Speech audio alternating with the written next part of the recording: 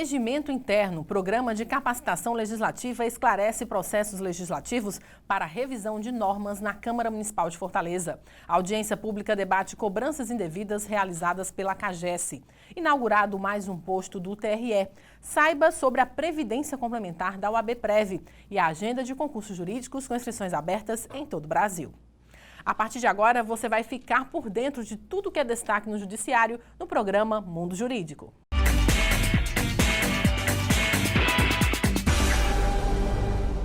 Olá, a gente começa o programa de hoje falando de boas notícias. Para esclarecer ainda mais a atuação do Legislativo na construção de uma sociedade mais justa, a Câmara Municipal de Fortaleza promoveu uma oficina de revisão do Regimento Interno, que aconteceu nos dias 8 e 9 de agosto. O momento integra o programa de capacitação legislativa Nosso Conhecimento, Nossa Fortaleza, reforçando a importância de uma gestão moderna, atendendo às mudanças na realidade da cidade ao longo dos anos. O Encontro Interleges, programa de capacitação ministrado pelo Senado Federal, teve o objetivo de difundir o conhecimento produzido nas casas legislativas, as diretrizes para a elaboração do regimento interno e a importância da ferramenta no funcionamento dessas casas. A oficina contou com a participação de servidores do Senado Federal, o assessor jurídico Tairone Messias Rosa e o analista legislativo Eduardo Pereira da Silva. Acompanhe. Um grande passo no sentido de modernizar e encontrar o caminho mais democrático para reconstruir o regimento interno do Legislativo Municipal. Essa foi a ideia central do Encontro Interleges, programa do Senado Federal criado em 1997, que trouxe conhecimento para os participantes da qualificação na Câmara Municipal de Fortaleza. Apresentados pelo presidente da Câmara Municipal de Fortaleza, vereador Antônio Henrique, os palestrantes foram os servidores federais Eduardo Pereira da Silva, especialista em Direito Constitucional, e Tairone Messias Rosa, assessor jurídico do Senado Federal. Muitas leis federais foram editadas nesse período que afetam diretamente a lei orgânica e principalmente também o regimento interno. Por exemplo, a questão do voto secreto. O voto secreto, como ele é discutido hoje no Brasil, é praticamente a exceção o voto secreto. E muitos regimentos internos de várias câmaras municipais tratam o voto secreto como regra geral e não como exceção. Então, é um exemplo de como se pode ser mudado. É muito relevante essa oportunidade que nós estamos tendo aqui no município de Fortaleza de nos debruçarmos sobre o regimento interno, porque esse é o manual de funcionamento da Casa Legislativa.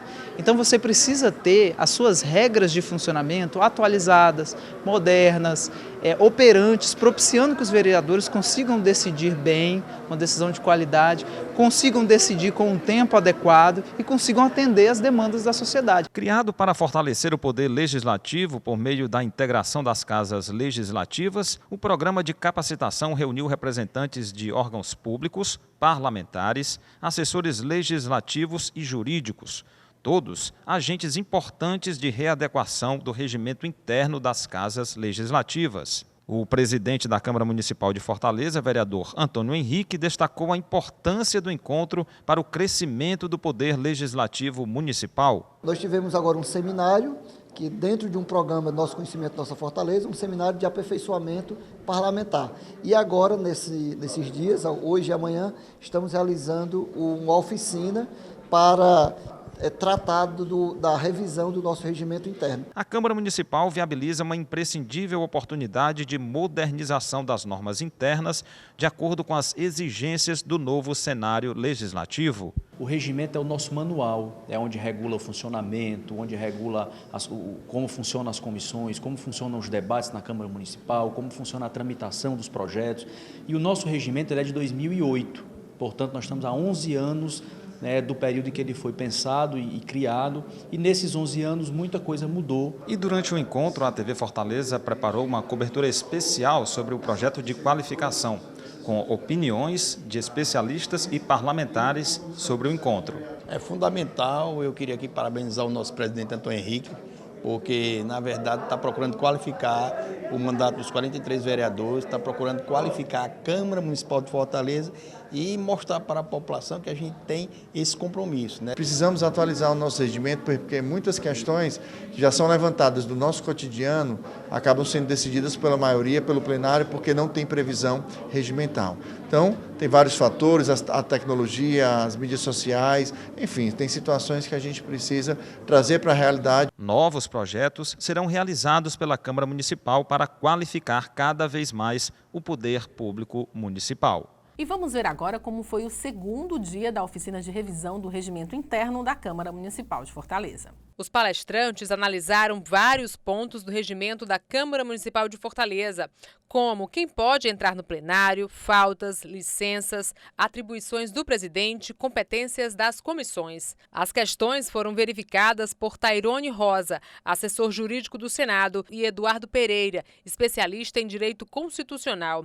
Eles apresentaram como exemplo parte do regimento interno do Senado Federal e deram sugestões para o parlamento da capital. A nossa avaliação geral é que o trabalho foi muito produtivo porque conseguimos identificar esses aspectos que, se bem examinados, vão poder propiciar que a Câmara Municipal de Fortaleza tenha um funcionamento mais moderno, mais atualizado e de acordo também com a Constituição Federal. A gente leu o regimento praticamente todo e também a lei orgânica, né?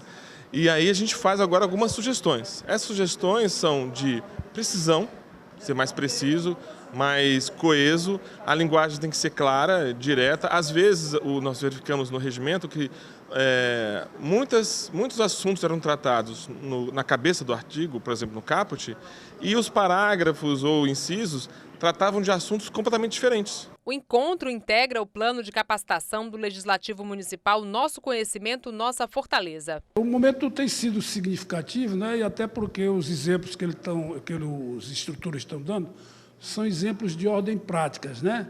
E essa praticidade faz com que os vereadores possam se conscientizar em relação a, principalmente, a emissão de pareceres com relação aos respectivos prazos. No primeiro semestre, a Câmara Municipal formou uma comissão para analisar o regimento interno. Após o seminário, esse grupo de trabalho, que é composto por 6 vereadores e 6 servidores, vai montar um cronograma de reuniões para debater as possíveis mudanças nas normas internas. Depois nós vamos ter um cronograma extenso de reuniões com vereadores, com a equipe técnica, que vamos detalhar capítulo por capítulo do regimento interno e vamos tentando aí encaixar todas as sugestões, né, todas as dificuldades que essa equipe encontrou, e nós vamos fazendo aqui um overview, né, assim, nós vamos revisando mesmo. A comissão vai se reunir, né, vou levar essa sugestão para a comissão se reunir para que ela possa tomar quais são os próximos caminhos. Vai apresentar um texto substitutivo completo do regimento interno para ser apreciado pelos membros da comissão. Vai se trabalhar cada capítulo ou por seção do regimento que já existe. Enfim, vamos ver qual é o melhor caminho. O seminário foi aberto aos servidores da Casa, aos 43 vereadores e políticos de outros lugares, como a presidente da Câmara Municipal de Limoeiro do Norte. A gente vendo o nosso regimento, percebemos que nós não estamos tão defasados. Então, assim, o nosso regimento precisamos rever, sim, com certeza, porque a cada dia a gente encontra, né, a necessidade de mudanças.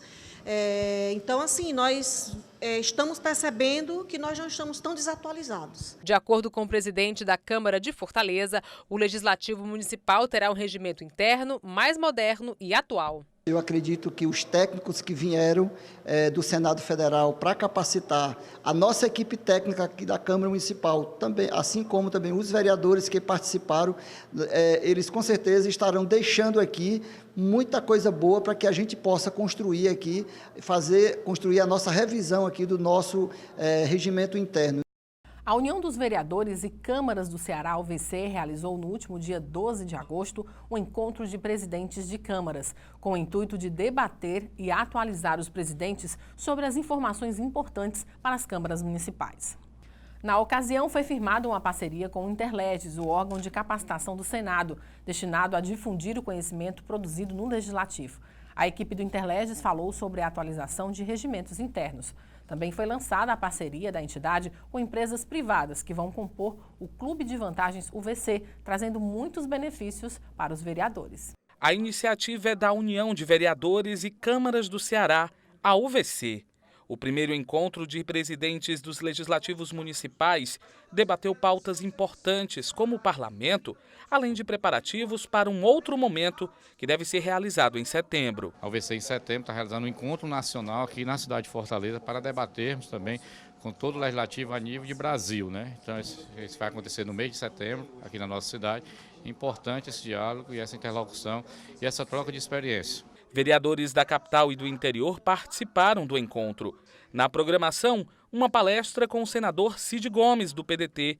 Ele falou sobre a reforma da Previdência. Há meio que uma voz determinante para que o Senado seja rápido, aprove em 30 dias, 45 dias a reforma que veio da Câmara. Eu penso que o Senado, que é a casa que representa igualmente todos os estados brasileiros, não pode simplesmente balançar a cabeça para o que veio como proposta da Câmara dos Deputados. Entre os assuntos, o programa do Senado Federal Interleges, que está levando capacitação e modernização às câmaras municipais de todo o Brasil. A intenção aqui é a gente lançar um programa inovador, um programa puxado pelo Senado Federal, pelo Interleges, pelo ILB, com a solicitação nossa junto ao senador Cid Gomes, em abril deste ano, e que nós estamos fazendo o lançamento hoje e ao final de agosto, mais precisamente 26, 27 e 28 de agosto, nós vamos ter 3 dias de capacitações, de oficinas, incentivando as pequenas câmaras a atualizar o regimento interno, a atualizar a lei orgânica, a tramitação do processo legislativo.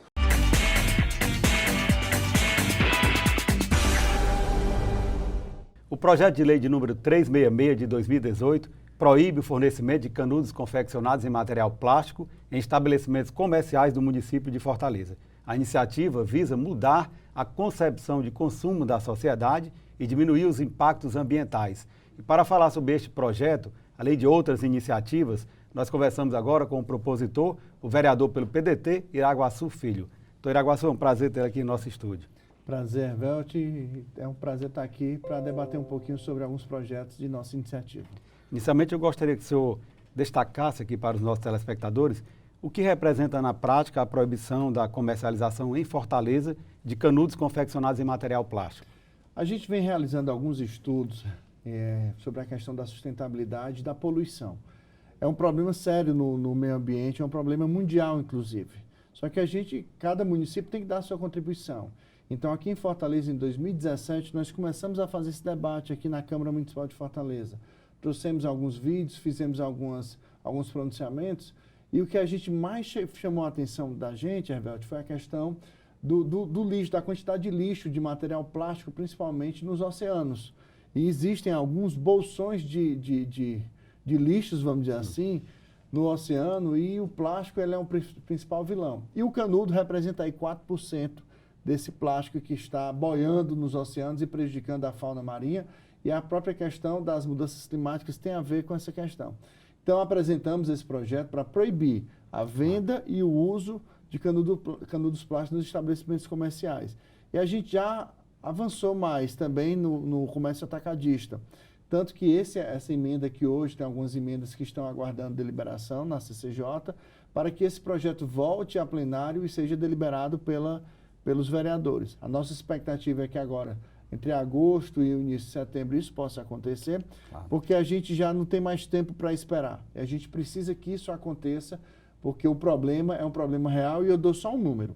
Nós somos 2.600.000 habitantes para que a gente possa arredondar a população de Fortaleza. Nós temos, em média, um consumo por baixo de 2 canudos por habitante. Por habitante. São 52 semanas no ano, são 104 canudos em média por habitante. Tem gente, inclusive, que numa mesma noite vai a um barzinho e utiliza 3, 4, 5 canudos. Só naquela noite, ou seja, eu estou dizendo que é uma média de 2 canudos por semana. Tem gente que numa noite já usa 4, 5 canudos. E se a gente for fazer esse cálculo de 104 canudos por ano por habitante, quantos milhões de canudos só o município de Fortaleza está utilizando? Infelizmente, boa parte desse descarte é um descarte inadequado. E a questão da reciclagem do canudo é outro problema sério. Por quê? Porque o custo da reciclagem, principalmente do canudo, é bem maior do que a fabricação quando vem o plástico in natura. Então, são vários aspectos, além de dizer que o canudo ele é desnecessário. Verdade. Para que um canudo num copo de suco? Para que um canudo numa garrafa de água? Né? Há quem diga, não, mas na lata é importante, é necessário. Você pode fazer a limpeza melhor da lata. Então, assim, eu não vejo em 98% do uso necessidade do canudo. Então, começamos com ele, mas sabemos que o plástico, propriamente dito, é o grande vilão. Existe um estudo, inclusive, que aponta que há muito mais material plástico no mar do que fauna marinha. Isso é verdade? Isso é a perspectiva a curto prazo que isso aconteça. Ainda não é uma realidade hoje, mas em curto prazo isso vai acontecer. O que é uma aberração. Verdade. Quando você vê o habitat da fauna marinha ali no oceano e você vai ter mais lixo, mais plástico do que propriamente animais marinhos, então isso a gente vê que está totalmente invertida a lógica e que nós precisamos dar a nossa contribuição. E Fortaleza, se Deus quiser, dará muito em breve com a perspectiva dessa proibição do uso da venda do canudo plástico no município de Fortaleza. Não é nada contra o canudo, mas o canudo plástico. Aí nós temos alternativas, canudo de papel. Pois é, já ia perguntar quais são as alternativas ao uso do canudo plástico. Canudo de inox, canudo de bambu, canudo de silicone. Então tem várias opções, canudo de vidro, tem canudos individuais e canudos de uso coletivo. Tem canudo decorrente de material de compostagem de árvores que não são utilizadas dentro da indústria, quando se utiliza a indústria madeireira. Então, assim, nós temos várias opções de outra forma de canudo. Agora, ainda o canudo plástico é muito barato. Barato, como eu disse, a questão é o preço. O canudo plástico ele é mais barato na confecção, desde a matéria-prima, o plástico, do que propriamente a reciclagem do canudo plástico. E é porque os microplásticos são de difícil decomposição. Então, já é uma dificuldade, já é um problema. E aí a gente tem que enfrentar de frente. Proibir não é a melhor opção em nenhum aspecto, mas às vezes só a proibição é o que resolve ou que é necessário se fazer naquele primeiro momento. E a gente entendeu que há necessidade de proibir nesse momento também na cidade de Fortaleza. Iraguaçu, tem sido inclusive já recorrente os incidentes envolvendo a fauna, né, marinha. Ou seja, já vimos casos aí de tartarugas, né, e outras espécies, né, que morreram, né, perderam a vida por conta de material plástico dentro do mar. Dou vários exemplos. Tartaruga talvez seja a principal vítima dessa questão do lixo plástico, do lixo dentro dos oceanos. Mas nós temos casos também de baleias que ingeriram 70, 80 quilos de plástico e que geravam a sensação de saciedade. Claro. Não há decomposição do plástico em curto prazo, estima-se que em torno de 200 anos, no mínimo. 200 anos no mínimo, há casos até de 300, 400 anos para decomposição. Ela tinha saciedade, não se alimentava e foi morrendo por inanição. E tem casos de não somente de baleias, mas de golfinhos também. Golfinhos que muitas das vezes tem aquele latrezinho da garrafa plástica, quando você abre a garrafa, fica ali embaixo. E no descarte inadequado, aquele anelzinho enganchou no bico de um golfinho e aquele golfinho não conseguiu que aquele anel saísse e acabou morrendo também por inanição. Você imagina só o sofrimento que deve ter passado um golfinho como esse. E vários outros casos. E lembrando, Hervelt, as pessoas não estão dando conta, mas esse plástico está vindo para a nossa cadeia alimentar. É verdade. Tanto pela questão da alimentação de algumas espécies marinhas que a gente acaba consumindo, como o peixe, mas também, não somente nos oceanos, mas o descarte inadequado em algumas situações no interior, em alguns lixões, em alguns aterros, o canudo ele é muito leve, então o vento ele leva. E algum gado, algum porco, e tudo também está se alimentando de canudo, levando ao erro, né?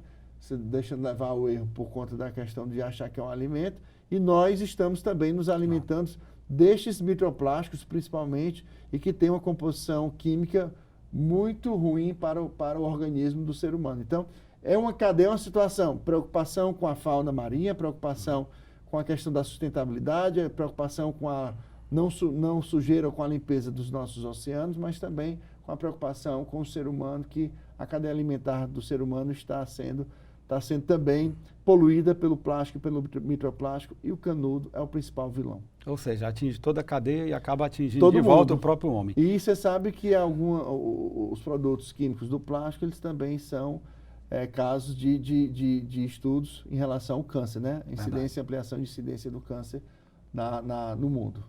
O projeto de lei proibindo a comercialização de canudo e material plástico eu acho fundamental, mas em paralelo à proibição, deve-se trabalhar também a conscientização do povo, não é verdade? Isso a gente já tem feito, não é objetivo do projeto em nenhum momento multar, arrecadar, não é. Tanto que a gente já alterou a questão das multas, reduziu para microempresa e empresas de pequeno porte, já se estabeleceu também um prazo de 180 dias, quando a lei for aprovada, for publicada, se Deus quiser, com a sanção do prefeito Roberto Laude, primeiro os vereadores, convencer os meus colegas vereadores da importância desse projeto. E segundo, o prefeito de Fortaleza, para que ele possa sancionar. Claro. Mas ainda assim tem mais 180 dias. A gente apresentou esse projeto em 2018, depois já de alguns meses de debate aqui na Câmara Municipal. Tenho levado esse debate à população, já fiz uma audiência pública, tenho realizado vários pronunciamentos sobre a questão da sustentabilidade, sempre abordo a questão dos canudos, e a gente já dialoguei com a Brasel, já dialoguei com o Sindrest, que é o Sindicato dos Restaurantes. Enfim, a gente tem debatido, tem levado essa situação, essa ideia que tramita aqui na Câmara Municipal de Fortaleza, porque o objetivo não é multar, não é proibir por proibir, é que realmente a gente possa alcançar a redução do consumo de plástico no mundo, e Fortaleza dando sua contribuição. Iraguaçu, qual deve ser o papel do governo nessa história? Ele deve fomentar políticas públicas que mudem não só o conceito de produção das indústrias, mas também do consumo da população? Gostaria que você respondesse logo após um breve intervalo. Tá joia.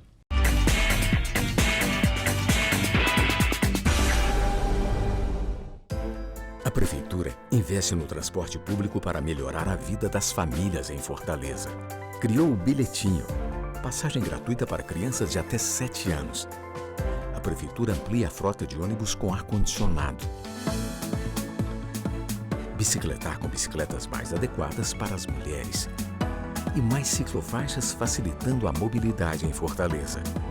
Prefeitura e você, uma Fortaleza melhor é a gente que faz. A Prefeitura trabalha para uma vida com mais saúde em Fortaleza. Inaugurou a Coordenadoria de Assistência Farmacêutica, implantou os monitores dos postos de saúde, fortalece o programa Cresça com o Seu Filho e o Centro Dia da Pessoa Idosa da Prefeitura. Atendimento e mais prevenção é saúde. Criou os núcleos de desenvolvimento infantil e inaugurou o Centro Materno Infantil do Conjunto Ceará. Prefeitura e você, uma saúde melhor é a gente que faz.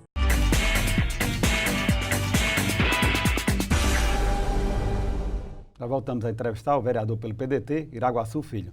Iraguaçu, a pergunta que ficou no ar no bloco anterior foi qual deve ser o papel do governo diante dessa situação. Ele deve estimular a população a ter um novo conceito com relação ao consumo? Eu acho que a questão do papel do poder público ele é fundamental. Na SEUMA tem uma coordenadoria de educação ambiental, que já realiza vários trabalhos relacionados à mudança de concepção em vários aspectos, inclusive na questão do consumo.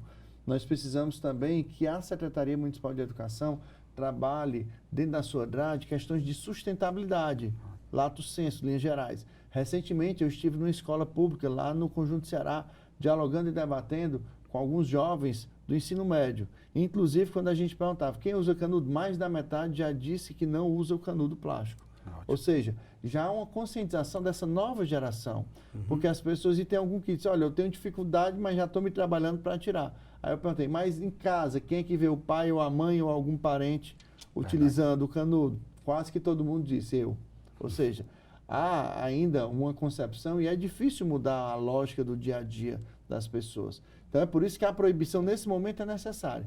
Mas é importante que haja um fomento de políticas públicas, principalmente na área de educação ambiental, para que a gente possa mostrar para a população que o canudo não é necessário e havendo necessidade por conforto ou por necessidade até de saúde, a gente tem a opção de outros canudos e sem a justificativa, não, mas o plástico ele é flexível, o de silicone também é. Iraguaçu, ainda nessa área ambiental, existe um projeto seu relacionado à criação do Museu do Mangue, não é verdade? O Ecomuseu do Mangue, da Sabiaguaba, ele já existe. O que a gente quer estabelecer é exatamente tratá-lo como patrimônio natural e cultural do município de Fortaleza. Nós apresentamos recentemente, agora no segundo semestre dos trabalhos legislativos de 2019, e a gente vai tramitar esse projeto, vai fazer debates. A minha ideia também é fazer uma audiência pública em breve. Estive em julho, no Dia Mundial de Defesa dos Manguezais, e infelizmente a gente vê claramente que ainda há muito depósito de lixo. Muito lixo que é depositado nos oceanos, tudo a ver com a temática dos canudos que a gente acabou de abordar.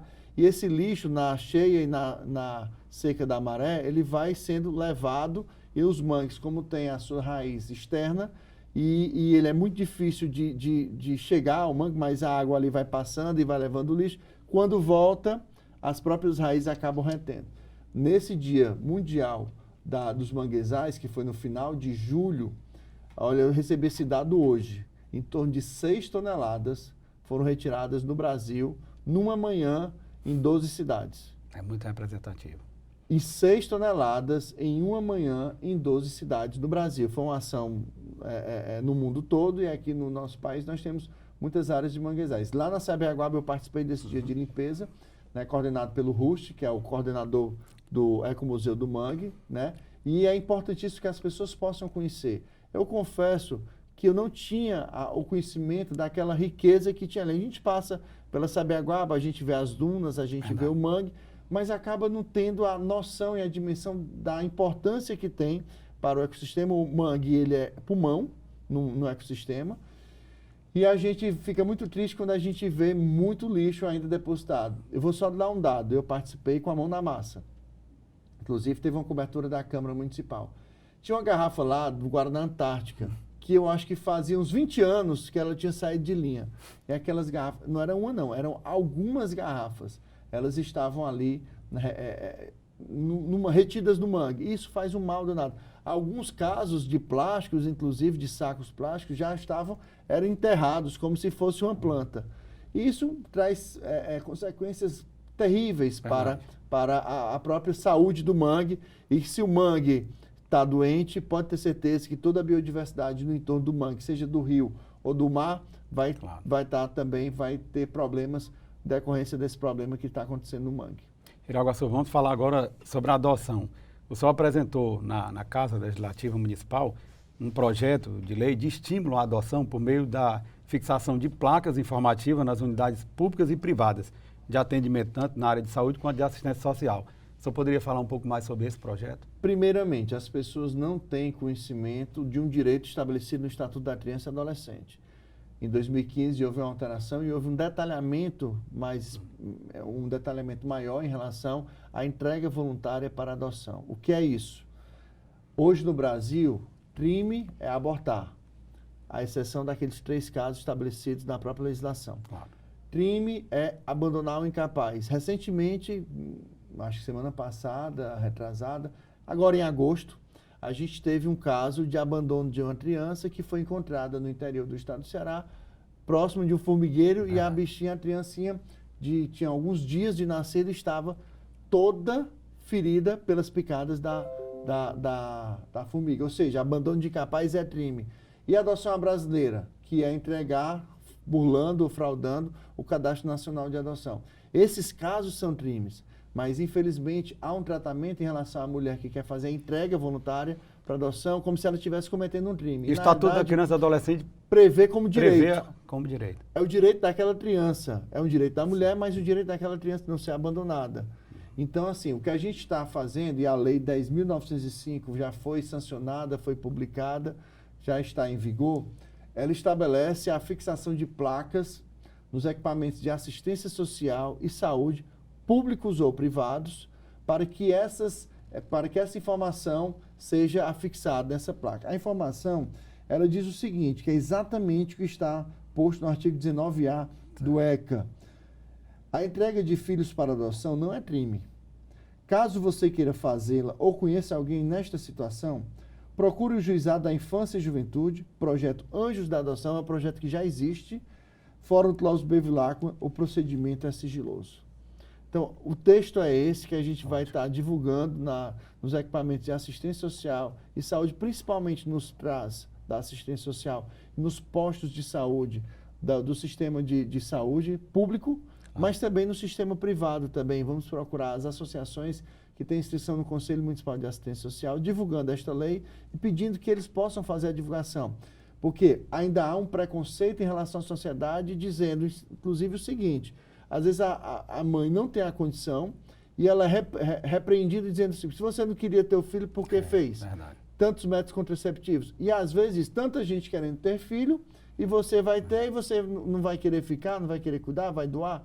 Então, essa abordagem não é a abordagem adequada. A abordagem adequada é caso seja o interesse da mãe, a entrega voluntária daquela mulher, dizer: olha, nós temos uma equipe multidisciplinar, nós vamos encaminhar aqui para o sistema de garantias da assistência social e vamos dar ciência também ao juizado. E vamos lhe acompanhar com psicólogo e com assistente social, preferencialmente. Então, essa é a abordagem, essa é a acolhida.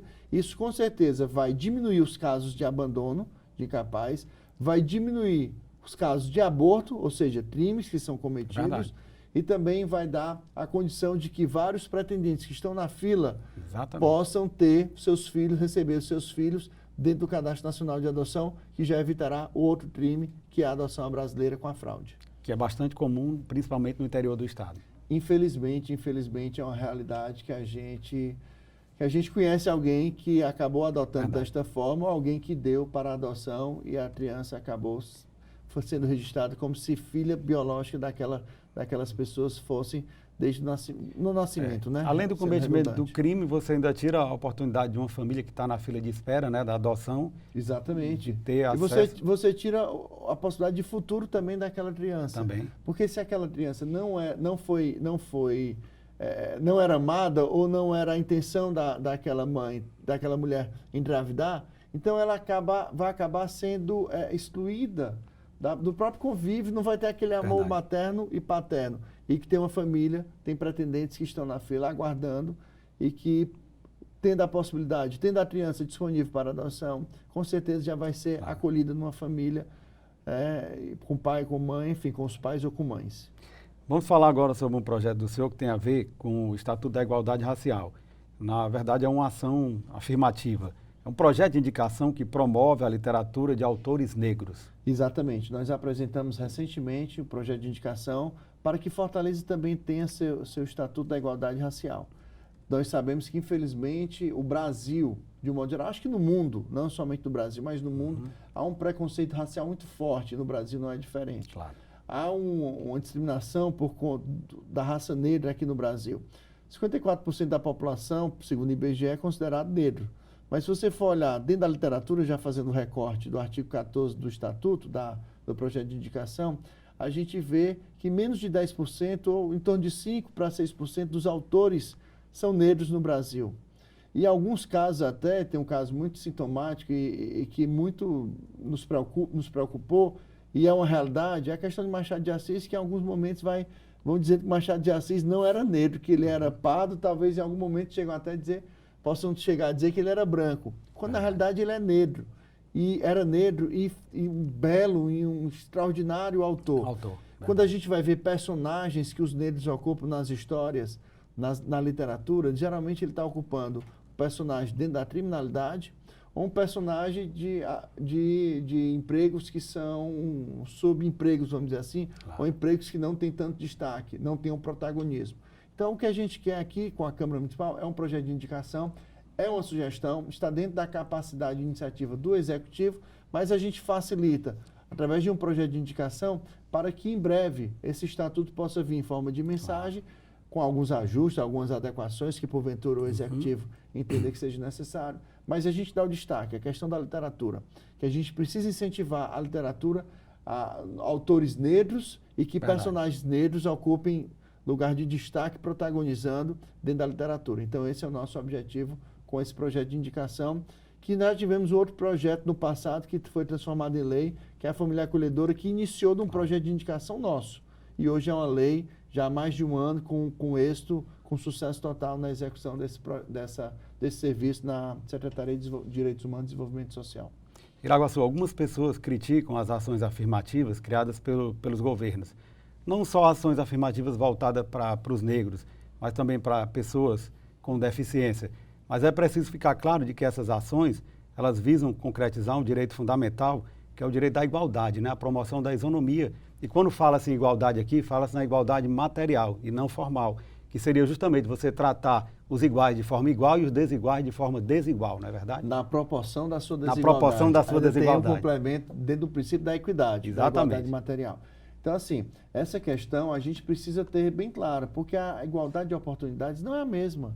E a gente sabe que, historicamente, quando foi aquela chacina que aconteceu aqui no Ceará, em Fortaleza, há alguns anos, todos os adolescentes eram de periferia e eram negros. Verdade. Ou seja, é aquela história do preconceito contra o preto, contra o pobre, contra a prostituta, contra o índio, né? Ainda tem muita discriminação também contra a mulher, tanto que está a Lei Maria da Penha. Se não fosse a Lei Maria da Penha, que é uma ação afirmativa, você imagina só quantos casos de violência não estariam acontecendo. Se com ela, com toda a proteção, como sistema de garantias em relação ao combate à violência doméstica, acontece tudo isso. Então, ações afirmativas são importantíssimas dentro do país, apesar de que tem governos que não concordam, tem políticos que não concordam, mas pode ter certeza que a ação afirmativa fez com que várias pessoas chegassem à universidade. Vários médicos, engenheiros, arquitetos, advogados, hoje estão exercendo sua profissão. E muitas das vezes acabam sendo os melhores da turma, se destacam muito porque têm mais interesse em relação ao estudo, graças a ações afirmativas, ações de cotas. E quem acha que é desnecessário é porque não conhece a realidade ou esquece a história do nosso país. É verdade. O nosso bate-papo está excelente, mas o tempo realmente voou. Passou, né? Passou rápido. Estamos chegando ao final da nossa entrevista. O programa Mundo Jurídico agradece a sua presença e faz votos de que o senhor continue elaborando projetos, iniciativas, né, que tragam um retorno para a sociedade de forma geral, e abra agora espaço para as suas considerações finais. Evel, eu te agradeço a você, a todos os teus telespectadores do Mundo Jurídico. É um prazer sempre estar aqui nos estúdios da TV Câmara. E, acima de tudo, dizer que o objetivo do nosso mandato, quando eu me coloquei à disposição em 2016 à população de Fortaleza e fui candidato a vereador e fui eleito, é exatamente para fazer defesas de causas sociais, de projetos relacionados a algumas temáticas. A questão da sustentabilidade do meio ambiente, a gente agregou também, não foi um propósito de campanha, mas a gente tem trabalhado muito forte aqui na Câmara Municipal. Mas as pautas da assistência social, respeito ao próximo e combate às intolerâncias, desde sempre a gente defendeu que a gente estará trabalhando no mandato, e dentro dos nossos projetos que a gente apresentou hoje, a gente mostra exatamente na prática as questões que nós apresentamos como ideia. Muito obrigado, estamos à disposição sempre. Obrigado. Ivelise Maia. Fiscalizar e garantir o direito dos consumidores. Foi com esse objetivo que a Câmara Municipal de Fortaleza realizou uma audiência pública para debater sobre denúncias de reajustes e cobranças indevidas e abusivas por parte da Companhia de Água e Esgoto do Ceará, a CAGES, no que tange o fornecimento dos serviços de água e esgoto contratados pelas pessoas físicas e pessoas jurídicas aqui de Fortaleza. A audiência foi solicitada através do requerimento número 2745/2019, de autoria do vereador Dr. Heron Moreira, do PP. A audiência pública foi realizada com o objetivo de esclarecer cobranças feitas pela CAGES a pessoas físicas e jurídicas em Fortaleza. Alguns reclamam de valores abusivos na conta recebida nos últimos meses. Representantes do poder público, da CAGES e da sociedade civil debateram para esclarecer pontos relevantes. É importante o debate, como estão sendo realizados os serviços da CAGES. A Comissão de Defesa do Consumidor está atenta, né? Inclusive já ingressou com ação judicial contra o reajuste de 15,86%. E estamos à disposição da população e da Câmara dos Vereadores para realmente participar do debate. Representantes da Companhia de Água e Esgoto apresentaram palestra explicativa para responder aos questionamentos do público. Em junho, a Justiça reduziu de 15% para 4% o reajuste aplicado pela companhia aos consumidores. A autorização e homologação dos reajustes cabe à Agência Reguladora de Serviços Públicos Delegados do Estado do Ceará, a ARCE. Nós trouxemos aqui uma explicação detalhada de como é composta a tarifa, como se dá o reajuste tarifário praticado pela CAGES. Trazemos também todas as explicações acerca dessa polêmica de se essa revisão tarifária ela é devida ou não, e vamos explicar todas as ações que a CAGES tem feito aí para assegurar o abastecimento de água em Fortaleza, mesmo após todos esses anos de seca que nós enfrentamos. Autor da proposição da audiência pública, o vereador Dr. Heron Moreira afirmou que é imprescindível debater com a sociedade e explicar de forma transparente como são feitas as cobranças do serviço essencial ao consumidor. O vereador de Fortaleza, ele tem a obrigação de legislar e fiscalizar o executivo. Por quê? Porque a CAGES é uma permissionária da Prefeitura Municipal de Fortaleza. Ela presta serviço para a Prefeitura. E o que a gente quer hoje aqui é chegar num contexto que você possa prejudicar menos ainda o consumidor, porque apesar de a gente saber que nós vamos resolver tudo hoje, mas pelo menos a gente vai dar um passo inicial para entrar em contato com a CAGES e a gente ver que maneira a gente pode evitar esse prejuízo para o consumidor. A previdência complementar fechada no Brasil vem crescendo a cada ano. Nós, brasileiros, entendemos que é preciso pensar no futuro, poupando hoje para ter qualidade de vida amanhã. Os planos de previdência complementar funcionam como uma poupança. É um investimento de longo prazo em que você pode acompanhar através de extratos a rentabilidade de seus investimentos. E os benefícios são muitos, entre eles formar uma reserva financeira para realizar um sonho e planejar uma aposentadoria segura a longo prazo, além de uma renda para o caso de invalidez e uma pensão paga aos seus beneficiários caso ocorra alguma fatalidade. Esses são os principais objetivos de quem já aderiu ao plano de benefícios previdenciários do advogado OAB-Prev Ceará. E o presidente da Câmara Municipal de Fortaleza, vereador Antônio Henrique, foi o mais votado na edição do Anuário do Ceará 2019-2020, que foi lançado no dia 12 de agosto.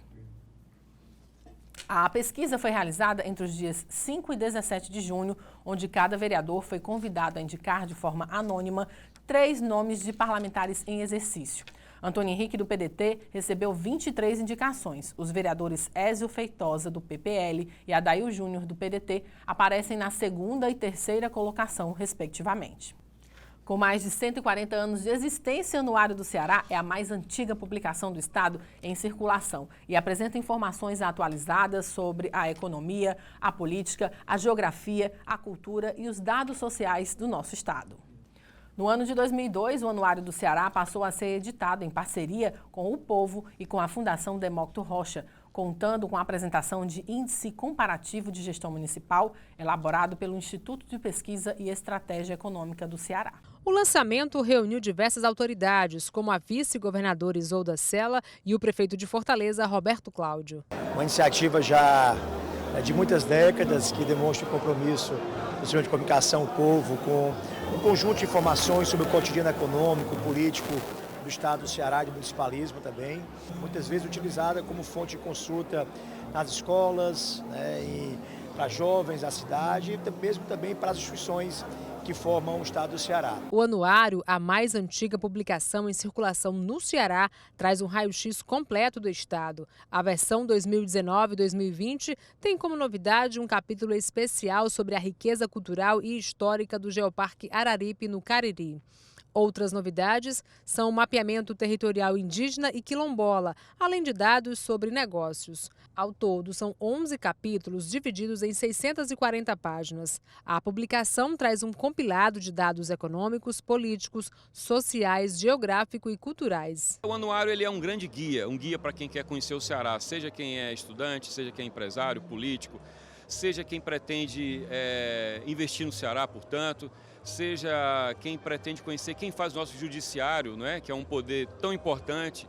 E mais, essa publicação impressa, como o nome diz, é anual, mas o anuário é atualizado todo dia pela nossa equipe. Então, ele é um documento impresso, ele tem um valor artístico pelo projeto gráfico, pelas soluções que a gente leva para ele, mas ele é um anuário vivo todo dia na internet, anuariodoceará.com.br. O anuário também traz um tradicional ranking dos políticos mais influentes na bancada cearense em Brasília, na Assembleia Legislativa do Estado e na Câmara Municipal de Fortaleza. O presidente do Legislativo Municipal, Antônio Henrique, do PDT, foi o vereador considerado mais influente, com 23 votos. Eu acredito que na Câmara Municipal nós temos muitos vereadores influentes e que mereciam e merecem essa mesma honraria, mas que coube a mim ser o escolhido como o mais influente.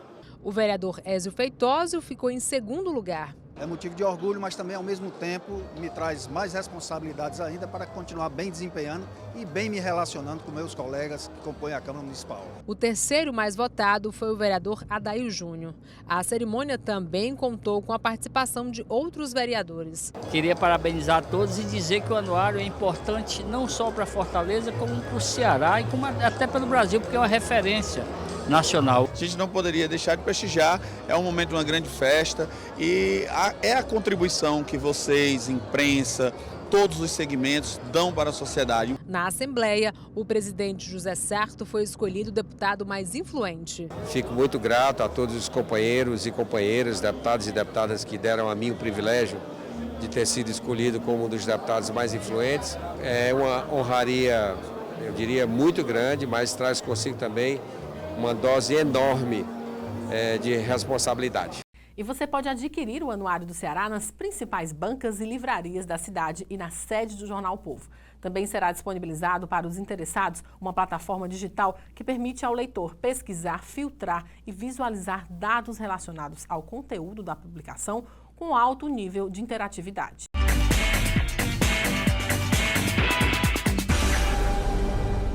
Uma operação do Ministério Público Estadual intitulada Rábula culminou no início deste mês com 8 mandados de busca e apreensão e prisões de advogados cearenses. E para falar sobre esta operação, assim como defesa das prerrogativas dos advogados, nós recebemos agora em nosso estúdio o coordenador do Centro de Defesa de Apoio do Advogado e da Advocacia Cearense, Dr. José Navarro. Dr. Navarro, é um prazer tê-lo aqui em nosso estúdio. Satisfação poder estar participando novamente aqui do programa Mundo Jurídico, que é uma satisfação para a gente. Inicialmente, eu gostaria que o senhor falasse sobre esta recente operação do Ministério Público Estadual intitulada Rábula, que culminou, como falei na abertura, na prisão de 7 advogados cearenses. A OAB tem acompanhado o caso de perto? A OAB, quando existe esse tipo de operação que envolve um advogado, ela acompanha, através do Centro de Apoio, acompanha de perto. Primeiramente, porque no caso da busca e apreensão, ele tem que ser feito com a presença de um representante da OAB. Por que isso? Porque, principalmente no escritório do advogado, existem documentos do seu cliente e tal, e essa participação da OAB é para exatamente preservar essa atividade do advogado e para garantir que o mandado seja cumprido nos exatos termos da decisão judicial, preservando dados que sejam de demais clientes que não estejam ligados àquela determinada operação que conste do mandado judicial. A questão principal é a preservação das prerrogativas da categoria. Exatamente. E além do acompanhamento da busca e apreensão, a OAB acompanha também a questão do local em que eventualmente fique custodiado o advogado. Porque a Lei Federal 8.906, ela prevê que o Estatuto da OAB... Que o advogado fique em sala de Estado Maior. Prevê que o advogado deva ser, nesses casos, recolhido em sala de Estado Maior. E nesse caso específico, eles não foram recolhidos à sala de Estado Maior? Não, eles foram, embora na decisão judicial constasse essa observação para que eles fossem encaminhados à sala de Estado Maior, eles, na verdade, ficaram em local inadequado na delegacia de capturas. Aí, nesses casos, a OAB ingressa com as medidas adequadas para que seja sanada essa irregularidade, essa ilegalidade. E no caso da ausência de sala de Estado Maior, prisão domiciliar. Seria a prisão domiciliar. Só para que fique claro na cabeça de nossos telespectadores, eu gostaria aqui que o senhor fizesse um breve resumo do que realmente foi apurado. E se essa operação diz respeito basicamente ao tráfico de influência, é isso? Em tese, essa operação, ela investiga a prática de um suposto esquema de captação de clientes, próximo ao Fórum Clóvis Bevilacqua, e que seria realizado não por um advogado, mas por um rábula, daí a denominação da operação, e que ele contaria com advogados e com contatos e favorecimentos em algumas unidades jurisdicionais e até mesmo no próprio Ministério Público.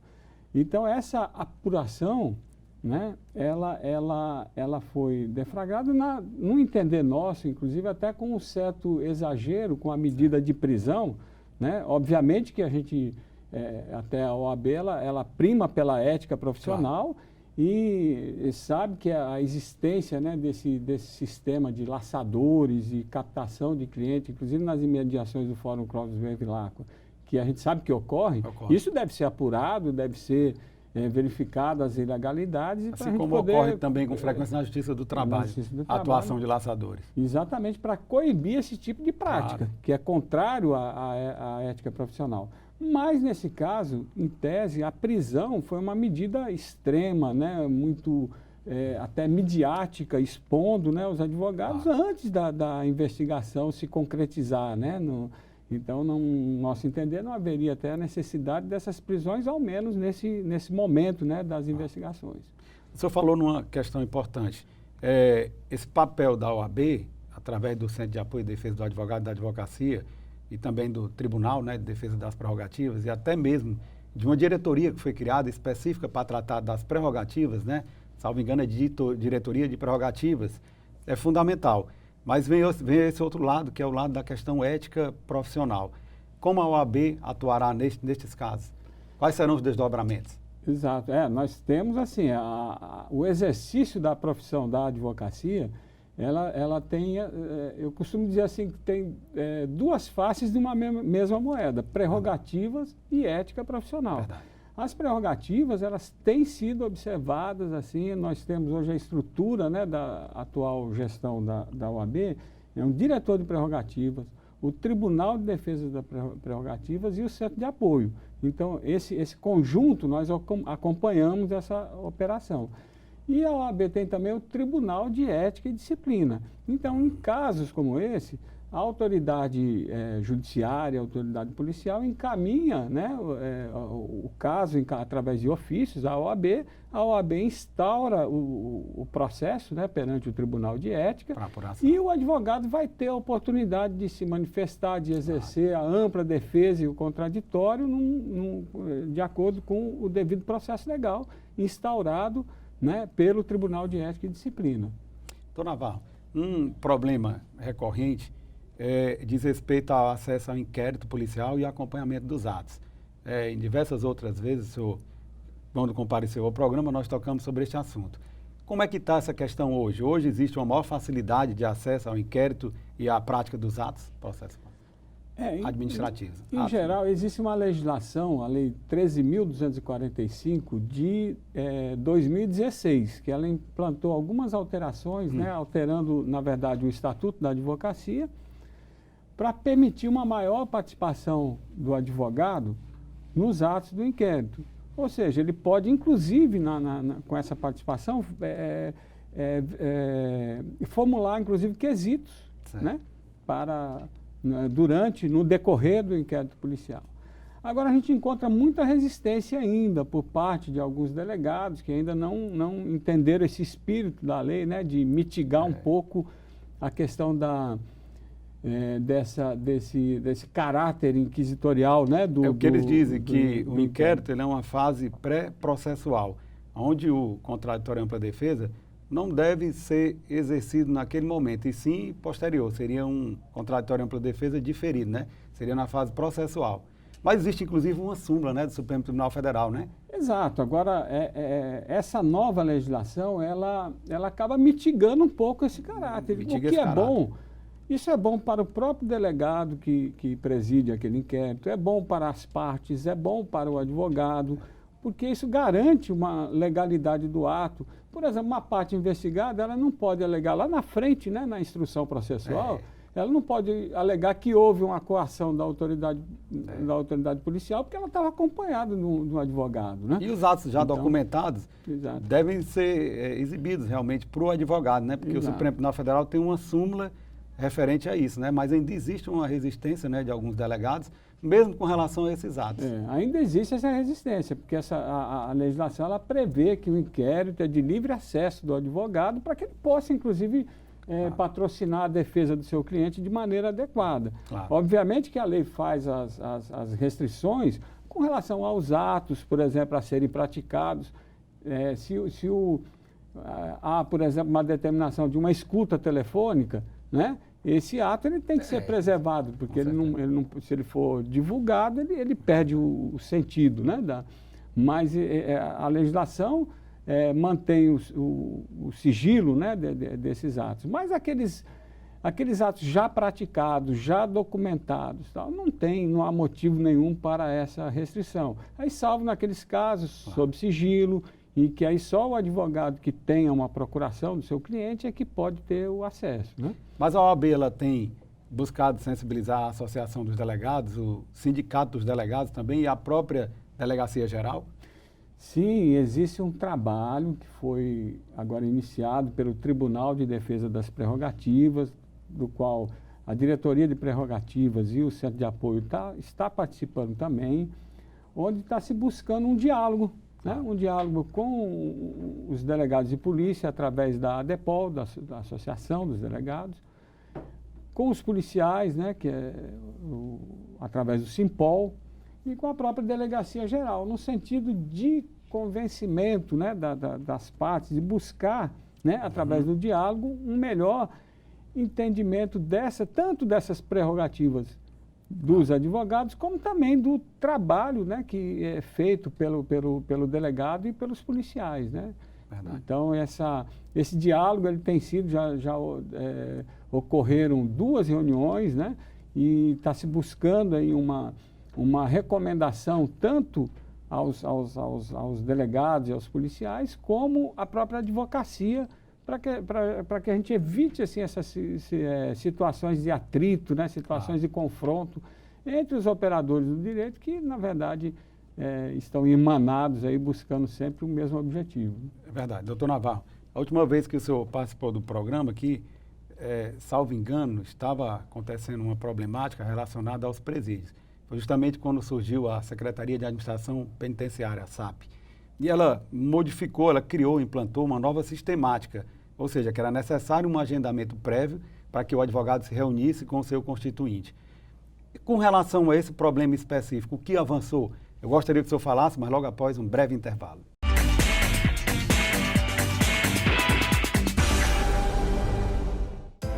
A Prefeitura investe no transporte público para melhorar a vida das famílias em Fortaleza. Criou o Bilhetinho, passagem gratuita para crianças de até 7 anos. A Prefeitura amplia a frota de ônibus com ar-condicionado. Bicicletar com bicicletas mais adequadas para as mulheres. E mais ciclofaixas facilitando a mobilidade em Fortaleza. Prefeitura e você, uma Fortaleza melhor, é a gente que faz. Avançar no social para um futuro mais certo e seguro em Fortaleza. Educação infantil de tempo integral. Escolas modelo. Centros culturais.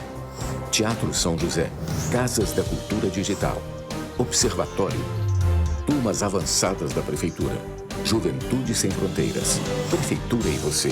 Uma Fortaleza que avança rumo ao futuro é a gente que faz. Bem-vindos ao novo ano. A Prefeitura celebra um resultado histórico no direito à casa própria aos mais carentes de Fortaleza. Mais de 25 mil famílias beneficiadas com o papel da casa. E moradias novinhas em apenas 6 anos. Agradeço a Deus, em primeiro lugar, segundo a Prefeitura, por ter realizado o sonho da minha casa própria. Parceria da Prefeitura com o Governo do Estado.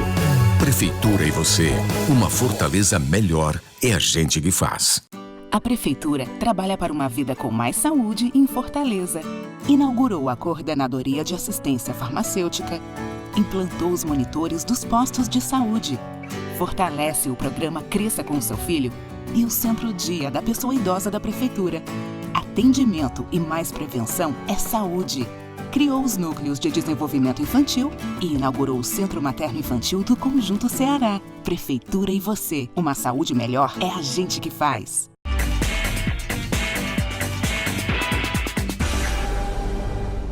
Nós voltamos a entrevistar o coordenador do Centro de Apoio e Defesa do Advogado da Advocacia do OAB Ceará, doutor José Navarro. Doutor Navarro, a pergunta que ficou no bloco anterior foi sobre o que mudou na relação do advogado criminalista com a administração penitenciária, com os presídios. Que eu lembro que, na última vez que o senhor participou do programa, tinha sido implantada a Secretaria de Administração Penitenciária, SAP, e ela havia implantado uma nova sistemática de trato entre advogado e constituinte nos presídios, não é verdade? Na verdade, quando da implantação dessa nova secretaria e uma nova dinâmica aí da estrutura dos presídios, a gente teve muitos problemas assim com relação ao atendimento do advogado, principalmente com relação à demora para que ele pudesse ter contato com o seu cliente que estava preso. Aí buscou-se, através de várias reuniões, né, com o secretário, com o próprio secretário, um mecanismo que pudesse agilizar, né, esse atendimento. Então, foi implantado um sistema de agendamento em todas as unidades. Agora, um agendamento que ele não é obrigatório ou condicionante. Se o advogado não agendar, não vai poder ter o atendimento. Mas não, um agendamento para que diminua esse tempo de espera do advogado nas unidades. Então, isso tem avançado. O que é que nós temos feito agora?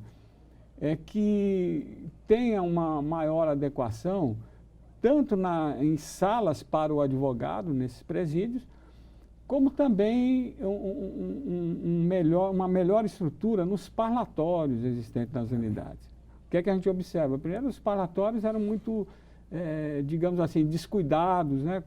Então, está sendo feita uma melhoria, existe um projeto arquitetônico, inclusive, para que hoje ficam assim, vários advogados, né, no parlatório, do outro lado vários clientes, então não existe um sigilo, uma individualidade, né, naquele atendimento que o advogado faz ao seu cliente.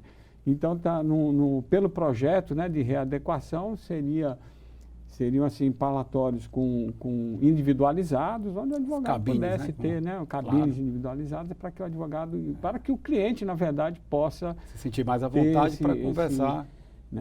Conversar com o seu advogado. Teve também assim, as salas da OAB, nas unidades em que não existe essa sala do advogado, está sendo... Esse aspecto é interessante, que a OAB ela investiu bastante nos últimos anos em criação de salas de apoio aos advogados. Não só na capital, mas também no interior do estado, praticamente em todas as unidades judiciárias. Exato. E havia realmente essa vontade, né, de implantar salas também nos presídios. Como é que está isso? A gente tem sentido assim, uma boa vontade, né, da Secretaria de Administração Penitenciária, no sentido de fornecer o espaço nos locais onde ainda não existe, né? A gente tem tratado isso em cada unidade, tem uma receptividade boa dos diretores para que seja implantada essa sala. E gradativamente a gente tem feito isso. Algumas têm problema de espaço, mas assim, por menor que seja, a gente tem conseguido assim, gradativamente implantar esses espaços para que o advogado, enquanto espera esse atendimento ao seu cliente, ele possa lá consultar um processo, consultar, né, ler alguma jurisprudência, fazer uma consulta, né, enfim, para que ele possa atender um outro cliente através do telefone. Os problemas que a gente tem, eles são pontuais, né? Existem algumas unidades que a gente já está tratando disso também, que tem esse entendimento de que o uso do aparelho celular na área administrativa, ele seria também restrito, né? Então, ou seja, o advogado, quando vai entrar para falar com o seu cliente, obviamente que ele passa por um detector, ele deixa o seu celular, ele deixa qualquer aparelho que for, como qualquer outra pessoa. Mas na área administrativa e na sala da OAB, ele pode ter essa utilização. Então, tem lá pontualmente uma ou outra unidade que tem essa restrição, mas a gente tem tratado disso também. Doutor Navarro, eu queria que o senhor falasse um pouco agora sobre o atendimento do Centro de Apoio e Defesa do Advogado e da Advocacia no interior do Estado. Como é que está se dando esse atendimento? É por meio das subseccionais? A gente tem uma parceria com os presidentes das subseções, né? que normalmente algumas subseções têm as suas comissões de prerrogativas, né, que fazem esse atendimento. E quando exige uma situação um pouco mais complexa, né, que alguma medida de representação, alguma medida de um atendimento de alguma ameaça a advogado, alguma, né, situação mais drástica. A equipe se desloca de Fortaleza para o interior. Eles nos procuram o Tribunal de Defesa das Prerrogativas também para aqueles processos mais complexos, né, que mereçam esse atendimento um pouco mais aprofundado, né? Com certeza. Dona Navarro, o tempo realmente voou, nós estamos chegando ao final da nossa entrevista. O programa Mundo Jurídico agradece a sua presença, faz votos de que o Centro de Apoio e Defesa do Advogado da Advocacia consiga implementar todos os seus projetos no sentido de ampliar a defesa das prerrogativas dos advogados, não deixando de lado, obviamente, a questão ética no exercício da profissão, e abre agora espaço para suas considerações finais. Nós agradecemos novamente, né, a participação nesse importante espaço e dizendo que a OAB ela tem uma preocupação, a atual gestão, inclusive, com relação às prerrogativas, tanto é que criou uma diretoria de prerrogativas e que a gente continua também o atendimento assim, 24 horas ao advogado de todo o Estado, através do telefone 991 11 5533. Obrigado. Ivelise Maia. Inaugurado mais um posto do TRE. Esse é o 15º que chega à capital, dessa vez na sede da Assembleia Legislativa do Ceará. Joana Frota. Kessia aproveitou um tempo livre e veio fazer o cadastro biométrico. Foi ótimo, viu? Por quê? Porque facilita mais, né? A gente chega, a gente já fica exato da coisa que a gente vai fazer, né? É a primeira vez que eu estou fazendo e estou gostando. Kessia está entre os eleitores cearenses que já fizeram cadastramento eleitoral. Mas dos mais de 1.700.000 eleitores, apenas 58% fizeram procedimento em Fortaleza. O TRE destaca a importância de se cadastrar até o dia 29 de novembro, sob pena em caso de perda do prazo. Muitos eleitores não sabem das consequências, né? Muitos pensam que a única consequência é não poder votar. Não é verdade. Não pode votar, não pode ser votado, não pode operar em banco público, não pode se matricular em escola de ensino público, não pode exercer emprego público, não pode receber programas de governo tipo Bolsa Família.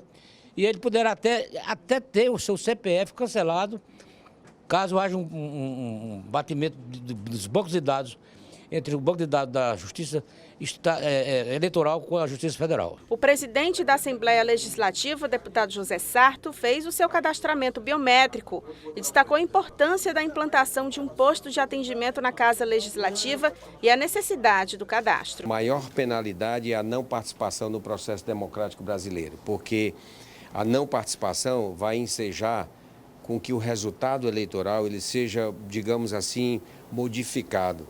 Quanto menos eleitores participarem, menos representativo é o sistema. E nós convocamos aqui eleitores de todos os matizes ideológicos. A equipe econômica do governo de Jair Bolsonaro, do PSL, estuda acabar com as deduções de gastos com saúde e educação do imposto de renda. A medida é uma contrapartida para a redução da alíquota máxima da tabela, hoje em 27,5%. As mudanças na tabela do imposto de renda estão entre os pontos que serão incluídos na reforma tributária da gestão Bolsonaro. Segundo integrantes do Ministério da Economia, o governo também avalia ajustar a faixa de isenção do imposto de renda apenas pela inflação. As deduções são registros de pagamentos por serviços de saúde, educação ou pensão alimentícia com restituição feita no ano seguinte na conta bancária do contribuinte. Tanto o fim das deduções quanto o aumento da faixa de isenção de acordo com a inflação estão sob análise. As mudanças no imposto de renda devem ser propostas em agosto. Em outra ponta, para permitir a desoneração da folha de pagamento, o governo pretende criar uma contribuição à sociedade pagar, que é a sobre pagamentos, aplicável sobre qualquer transação. Se a faixa de isenção for corrigida apenas pela inflação, a equipe do ministro da Economia, Paulo Guedes, não conseguirá atender promessa feita pelo presidente Jair Bolsonaro durante as eleições. Na campanha, ele afirmou que estenderia a isenção do imposto de renda para pessoas que ganham até 5 salários mínimos, o que equivaleria a R$ 4.990. Hoje, o benefício é válido para quem ganha até R$ 1.903,98 mensais. Os estudos preliminares indicam que não há recursos para esse tamanho de isenção e que essa faixa já é superior à média de países equiparáveis com o Brasil. Para alcançar o patamar de isenção prometido pelo presidente na campanha, seria preciso criar uma nova alíquota de 35% para os mais ricos. Você sabia que as obras em estradas possuem um tempo de garantia de 5 anos e que a empresa executora é que deve resolver os problemas na estrutura das vias? É isso mesmo. No Ceará, 87 trechos de rodovias estão dentro desse prazo de cobertura, de acordo com a Superintendência de Obras Públicas, SOP. Ao todo, os trechos somam mais de 2.100 quilômetros. A garantia de 5 anos é determinada pelo artigo 618 do Código Civil, que trata da responsabilidade objetiva dos empreiteiros sobre defeitos verificados nas construções executadas. A CE 010, na Sabiaguaba, está dentro do seguro. Sobre a via, a SOP informou que a empresa responsável pela obra foi notificada sobre as falhas que surgiram dentro do período de garantia. Independente da responsabilidade legal, muitas vias cearenses passam por manutenção após a quadra chuvosa. A pesquisa CNT de Rodovias 2018, elaborada pela Confederação Nacional dos Transportes, percorreu 1.230 quilômetros de rodovias estaduais no Ceará e constatou que, desse total, 11% foram considerados ótimos ou bons, 35,6% foram considerados ruins e 10% péssimos. A maioria, 42,8%, apresentou situação regular. Entre trechos regulares, ótimos ou bons, estão no total 53,8% das rodovias estaduais cearenses. Chegou a hora de você conferir as dicas dos concursos jurídicos com inscrições abertas em todo o Brasil na nossa agenda. Concurso Prefeitura Birigui, São Paulo, inscrições até 5 de setembro. Tribunal de Justiça de Alagoas, inscrições até 14 de agosto. Câmara Municipal de Fortaleza, inscrições até 30 de agosto. Tribunal de Justiça do Maranhão, inscrições até 28 de agosto. Câmara Municipal de São Roque, São Paulo, inscrições até 12 de setembro. Conselho Regional de Engenharia e Agronomia de Goiás, inscrições até 9 de setembro. O programa de hoje fica por aqui. Você pode acompanhar as nossas reprises na TV Fortaleza, canal 61.4 digital, às quintas-feiras às 7 da manhã, aos sábados às 13 horas e às terças-feiras às 15 horas. Siga nossas redes sociais no Instagram, Facebook e assista o nosso programa também no canal do YouTube do programa e da Câmara Municipal de Fortaleza. O programa Mundo Jurídico é exibido aos sábados às 10 da manhã na TV Economy News Brasil, no sistema RP Brasil de Comunicação. Obrigada pela sua companhia e a gente se vê na semana que vem. Até lá!